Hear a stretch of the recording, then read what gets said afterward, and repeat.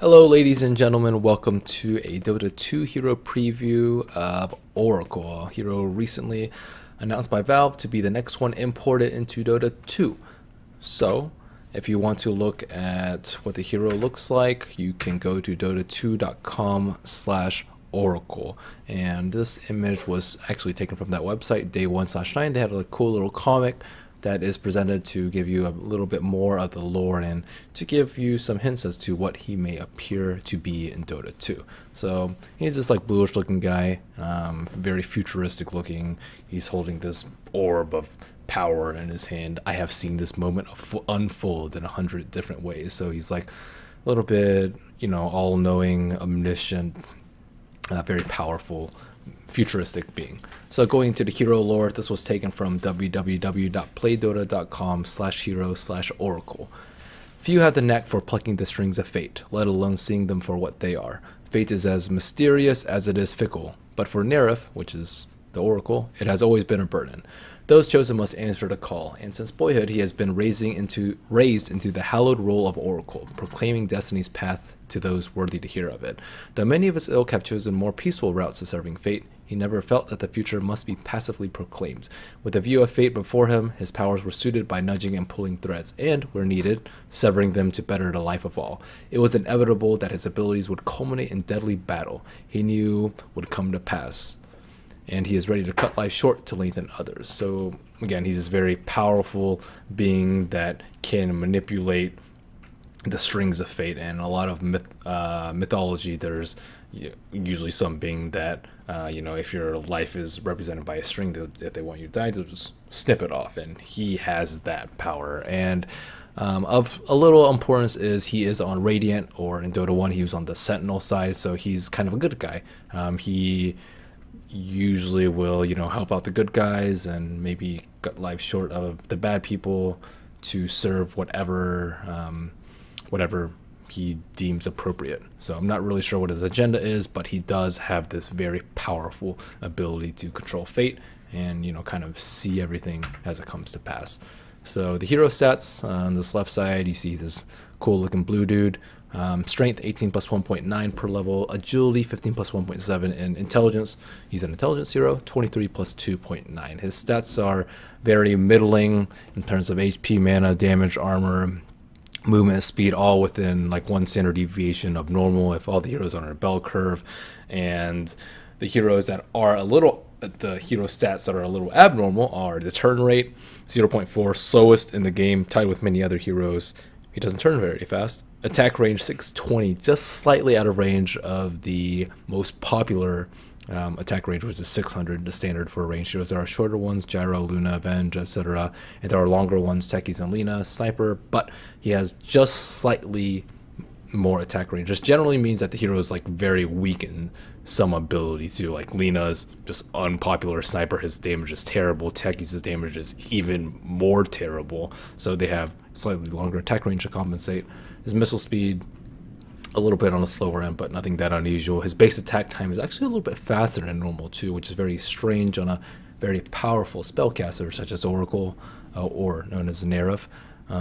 So normal is 1.7, meaning you take 1.7 seconds to wind up an attack, and for Oracle it's 1.4. Pretty significant difference from 1.7, which means he can get a lot more attacks in, but unfortunately he's not a right clicker. He's a spellcaster, so this is of limited usage to a hero such as Nerif. His stats are very middle of the road, very similar to Disruptor, I believe, and his starting agility, strength, intelligence, mana pool, move speed, pretty similar, so you'll get a feel of his mana cost and mana pool through playing old Disruptor, old Thrall. So hero skills, as is taken from playdota.com/hero/oracle. He has 4 abilities, 3 skills, and 1 ultimate, as is the majority of heroes in Dota 1 and Dota 2. So Fortune's End, his first skill, channels Nerif's power into a bolt of scouring energy for up to 2.5 seconds. When released, the bolt strikes the target enemy, dealing damage and purging in an AoE around them. The purge duration is equal to the time spent channeling. So this skill is not like Power Shot in the sense that if you charge it up, it'll do more damage. It's only for the purge. So there's no there's no variation in the damage. It's 75 level 1, 150 at level 2, 225 at level 3, and 300 at level 4. And the purge is kind of like a super purge. It doesn't I think it makes you stop in place, which is slightly different from the other purge. Not terribly sure on those mechanics. The area effect is 215, very small AoE, not too much practical use unless people are like practically sitting on top of each other, or they clump up for black hole or RP or whatever it may be that alters people's movements vacuum. The purge ability happens before the damage and also removes his 2 other non-ultimate abilities, Fate's Edict and Purifying Flames. This is very important because one of his skills renders a unit 100% resistant to magic spell damage. So if the damage happened before, then if you cast on a Fate's Edict target, they wouldn't take any damage from this damage component of Fortune's End. But since the purge happens before, it will remove it, and then you'll do the damage. So you don't have to worry about Fate's Edict interrupting Fortune's End damage at all. Also, it will remove the Purifying Flames, this purge component of his ability. Purifying Flames has a heal component and a damage component, so it will stop the heal component when you cast Fortune's End. Fairly long cooldown, 12 seconds for a standard spell, fairly high mana cost, I'd say, but the purge ability is pretty darn potent. And the minimum purge duration is 0.5 seconds and maximum up to 2.5. His next skill is Fate's Edict. Nerif enraptures the target, rendering them unable to attack, granting them 100% spell resistance, and increasing the damage they take from other damage types by 50%. It can be cast on both allies and enemies. So his first skill can only be targeted on enemies. You can only purge the enemy spells with that spell, but he does have an ability to purge allies. So he has a ton of utility, and this one may be a little bit difficult to use. There's a lot of spells mixed into one. They cannot attack, so that's like Decrepify / Ghost Scepter, and Deafening Blast. It has a disarm effect. Has 100% spell resistance, which is kind of like Repel / BKB, but you still take the negative side effects like Slow from Frost Nova, or Frostbite will still keep you in place, and you'll still get silenced and stunned. So it's not exactly like Repel or BKB, but it also increases the damage they take from other damage types by 50%.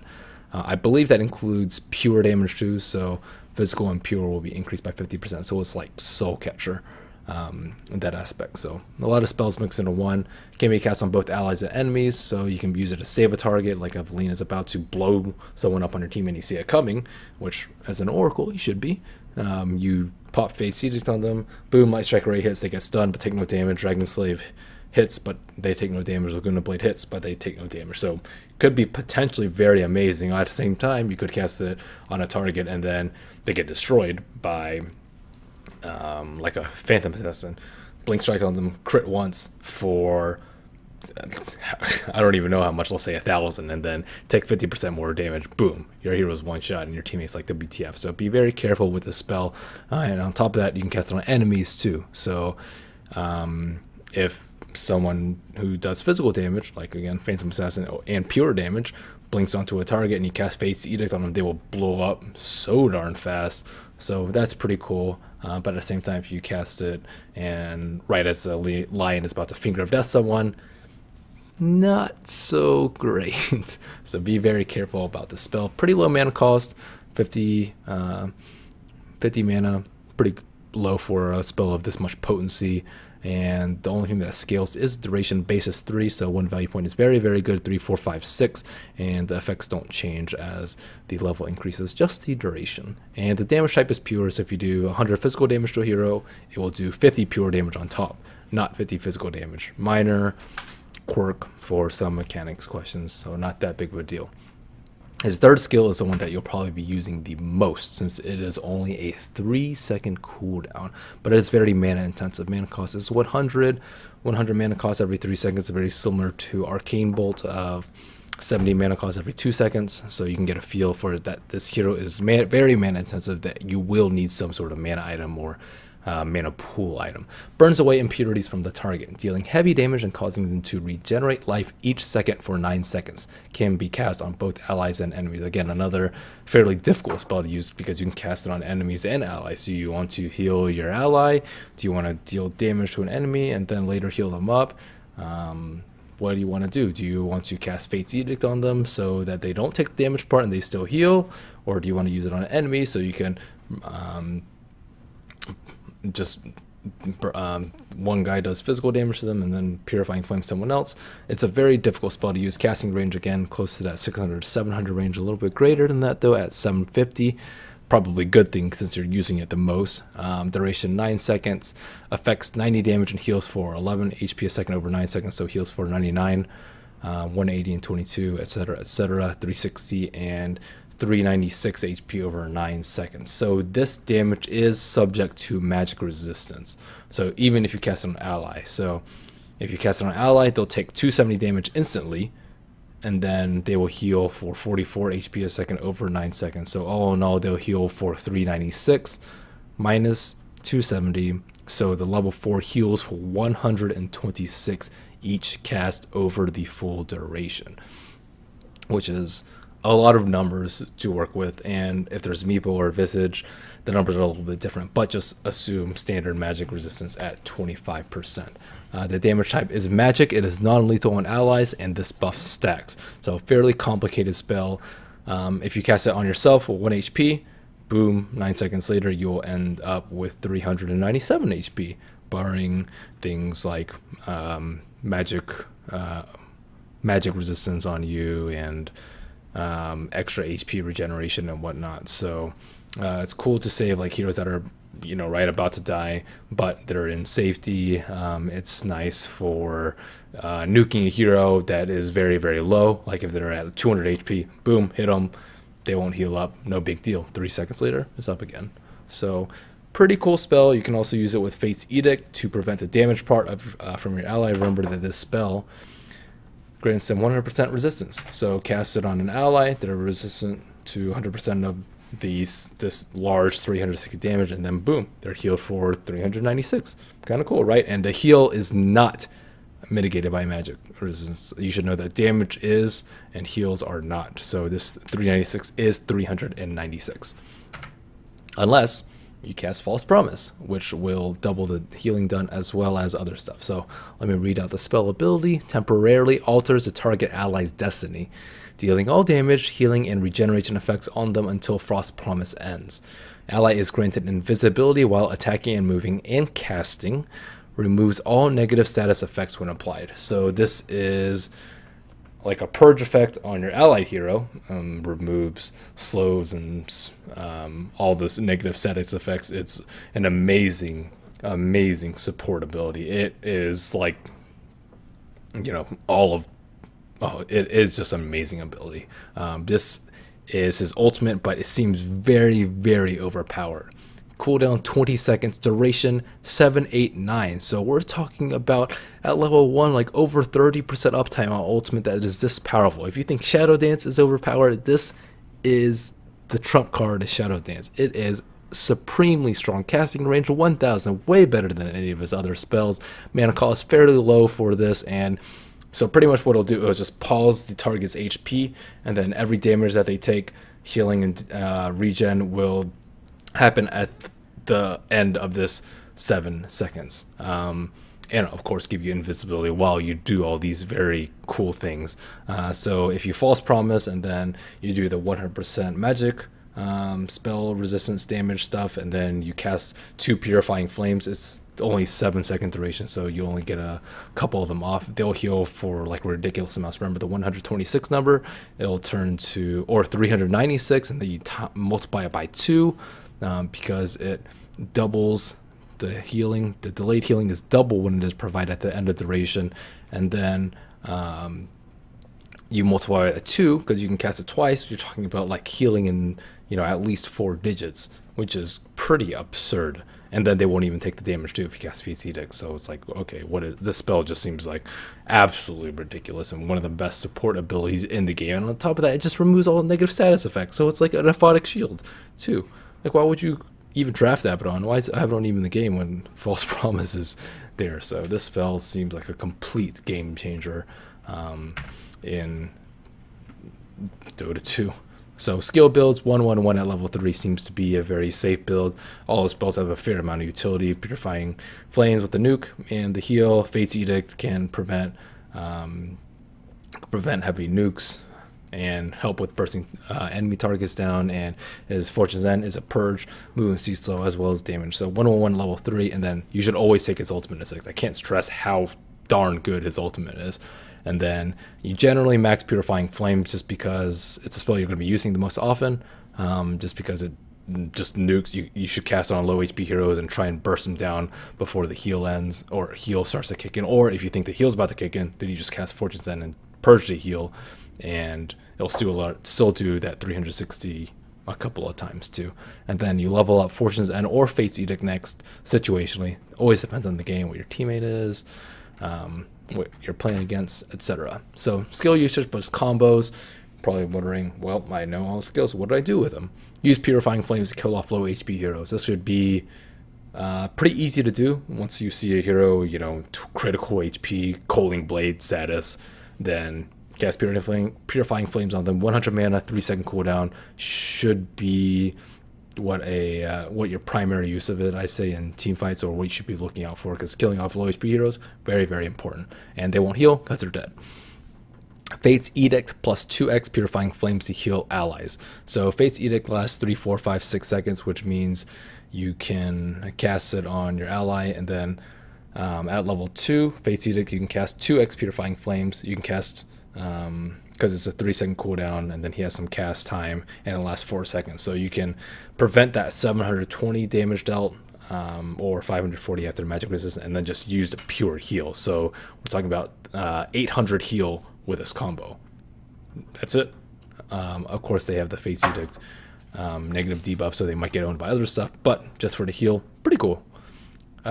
Purifying Flames plus Fortune's End to damage enemies without healing them. So Purifying Flames is a nuke, but then it will start healing them over that 9 seconds. If you cast like 2x Purifying Flames, you can get a lot of the healing out of the way. It'll only take, what, 3 times for 44 HP. Not that big of a deal. 132 HP and 720 damage nuke. On top of that, you have the Fortune's End damage too. So very potent way to deal damage to enemies without healing them. Fortune's End will remove Fate's Edict on enemies too if you do need to end it prematurely for whatever reason. And heals plus False Promise equals mega heals. So you can use this heals like False Promise plus Fate's Edict plus 2x Purifying Flames. You can False Promise plus Mech, or draft Death Pulse, or you know, Dazzle or something like that for just huge heal, since it is multiplied by 2. And then going into Warcraft 3 to see what the hero is all about. So here is Nerif. He's kind of cool, and I put it on at the level 25. He's this priest looking guy because he is a support fellow. So I bought like Orchid on him, Boots of Travel, Midas, what I would normally buy. And it's a little bit difficult in Dota 1. Of course. Because there's not as easy system of bots like Dota 2, which you should be grateful for. So I'm going to start destroying Roshan, and then False Promise myself. I'm invisible. Roshan can't even hit me. How absurd is that? You notice my HP doesn't change at all when I cast Purifying Flames until that bubble ends, and then you'll see my HP slowly go up. So Purifying Flames will do damage to you and then slowly heal up, as you would expect. And then the more I cast, the faster I heal up at the end. I am your servant. Until it gets like really, really fast. Of course. For what, 132 HP a second. I am your servant. So pretty short cooldown spell. I got Orchid for some mana regen. Not exactly sure what the best one is for him. Maybe like Urn of Shadows or something like that, but who knows. I am your servant. Fate's Edict, it'll show this like disarm effect over you. I can't attack Roshan if I wanted to, and then I'll take extra damage from Roshan. It's probably difficult to see because Roshan is doesn't hit that hard relative to how strong I am at this moment. But I am your servant. It hurts pretty hard. And then if I cast Purifying Flames on myself, it doesn't do any damage, which is pretty cool. I am your servant. So you saw me do damage with myself, casting Purifying Flames, and then I'll cast Fate's Edict on myself. I am your servant. Purifying Flames, boom, no damage, Right away. massive heals, cool As you stuff. wish. And then this one is I am your Fortune's End, the servant. nuke. Catches to channel Right it. away. It'll purge. As you wish. Won't work on Roshan. Don't really have a good unit to test it on, but Right you get the away. idea. Another nuke that As you has wish. some slight utility in purging Fate's Edict course. as well as Purifying Flames Right away. again. Like, I am your I'll take a lot of damage from Roshan and then just heal up massively with False Promise. Probably won't be taking that much damage because you'll be invisible. Probably very important to carry Gem. Slash Energy Slash Dust versus him. So, Right away. boom. False course. Promise. Fate's Edict. I am your Heal. servant. As you wish. And then I can't attack right I now, am your but servant. Of course. you'll I see. am your servant. Heal up 100%. Hope you Right do. How away. nice is that? Of course. Pretty cool stuff, right? As you So wish. he is an HP course. manipulator. I guess that's how you you would define people's fates in Dota 2, the span of their HP bar. And he is actually very, very good at doing that. And it'll take quite a bit of work to excel at him and know when to use your Aphotic Shield ability and False Promise, when to Fate's Edict your allies as opposed to teammates, who to Purifying Flames. Do you want to burst down a low HP target, or do you want to save your teammate that's currently buffed by Fate's Edict? And when do you want to use your Purge? Do you want to use it to slow people? Do you want to use it to burst someone down with Purifying Flames? Who knows? There's a lot of different ways to use his skills, although it seems like he is kind of pigeonholed into that support role. So probably won't see too much like fancy stuff coming out from him in terms of, you know, like crit machines. Maybe in some types of games you'll see just people going crazy with False Promising himself, but most of the time you'll be using it on some heavy damage dealer or someone who's pretty fragile. Like imagine a Slark with that. Oh my goodness, that would just be disgusting. That plus Shadow Dance and Dark Pact, like good luck ever for trying to kill that hero. So he will definitely make a splash in the competitive scene once he actually makes it there, but it'll probably be some time to come. But he does seem very broken as far as his ultimate goes, but haven't actually seen him in play yet, so hopefully we get to see that soon. Pay attention to what Valve says, dota2.com/oracle for release information on this cool looking blue dude. Anyways, thank you guys for watching. If you like my videos, you can follow me on youtube.com/Merlini Dota, Twitter, Facebook, all the same handle, and of course my Twitch stream at twitch.tv/Merlini Dota. Thank you guys again. Hope you enjoyed the video.